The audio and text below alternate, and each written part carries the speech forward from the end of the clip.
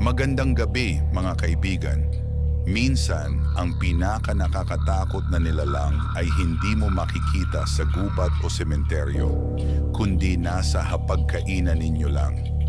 Sa episode na ito, ibabahagi ni Nonoy ang lihim na matagal niyang hindi napansin tungkol sa kanyang asawa. Hanggang sa isang gabing nabuksan nito ang pintong hindi niya na sana binuksan pa. Ang asawa ko pala ay isang aswang. Magandang gabi po. Pwede ninyo na lang po akong tawaging Nonoy. Hindi ko nasasabihin ang tunay kong pangalan o kung saang probinsya ito nangyari. Dahil may mga taong ayaw nilang malaman ninyo ang katotohanan. 6 na taon kaming kasal ng asawa ko. Tahimik siyang babae, maalaga, mapagmahal.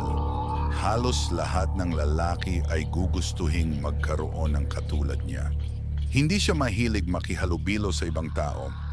Ayaw niya ng maraming bisita. At higit sa lahat, may isa siyang kakaibang ugali.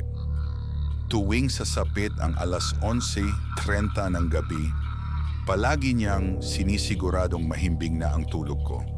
Nung una, inisip kong maalaga lang talaga siya. Pero habang tumatagal, may mga bagay akong napapansin sa kanya. Magigising na lang ako ng madaling araw. Wala siya sa tabi ko. Pagkatapos lang ng isang oras, nakabalik na siya. Hubad at sira-sira ang damit, malamig ang katawan, basa ang mga paa, at amoy putik. Kapag tinatanong ko kung saan siya nanggaling, ngingiti lang siya at sasabihin niyang, naglakad-lakad lang ako. Hindi ko na ito pinansin.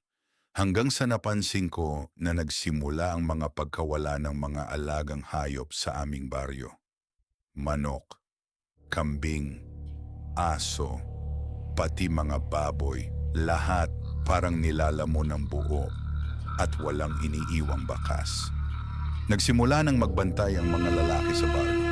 Halos gabi-gabi, pero wala pa rin silang nahuhuli. Isang gabi, nagkunwari akong nakatulog. Eksaktong alas 11:30, dahan-dahang bumangon ang asawa ko. Tahimik lang siyang lumabas at sinundan ko siya nang hindi niya nalalaman.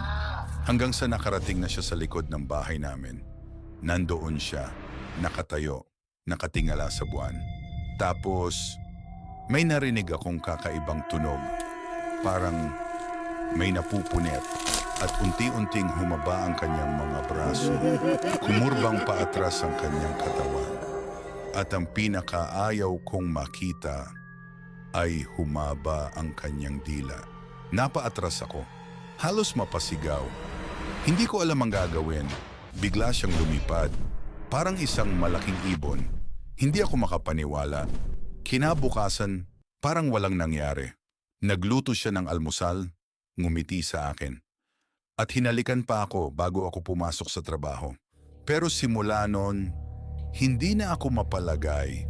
Nagpunta ako sa pinakamatandang albularyo sa aming lugar. Hindi pa man ako nakakaupo, tumingin na siya sa akin. At sinabi niya, kasama mo pa rin siya. Nanlamig ang pakiramdam ko. Hindi ko pa man nasasabi ang dahilan ng pagpunta ko. Alam na niya. Sabi niya, hindi raw lahat ng aswang ay pumapatay. May ilan ay namumuhay na parang tao. Ano nga ba talaga ang tunay na nangyari sa asawa ko? Paano ang pinakamamahal ko ay isa palang aswang? Abangan ang part 2 ng Ang Lihim ng Aking Asawa.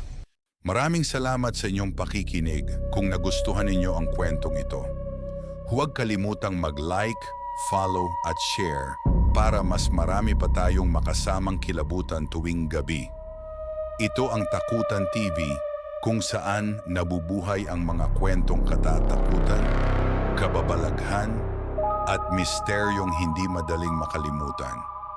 Hanggang sa susunod, kung saan bawat gabi ay may bagong kwentong magpapakaba sa inyong isipan.